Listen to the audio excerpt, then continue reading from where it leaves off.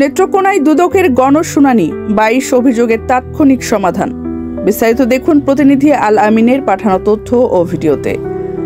দুর্নীতির বিরুদ্ধে জনসচেতনতা বাড়াতে এবং জনগণের অংশগ্রহণ নিশ্চিত করতে নেত্রকোনায় অনুষ্ঠিত হয়েছে দুর্নীতি দমন কমিশনের 183তম গণশুনানি।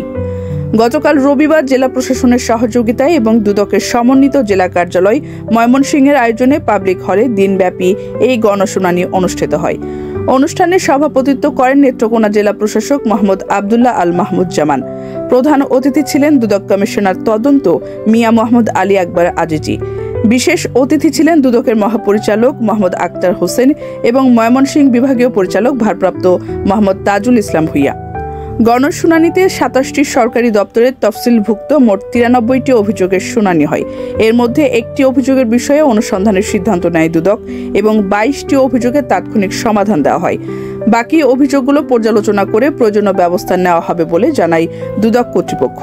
প্রধান অতিথি তার বক্তব্যে বলেন, দুর্নীতি দমনে জনগণের অংশগ্রহণ অপরিহার্য।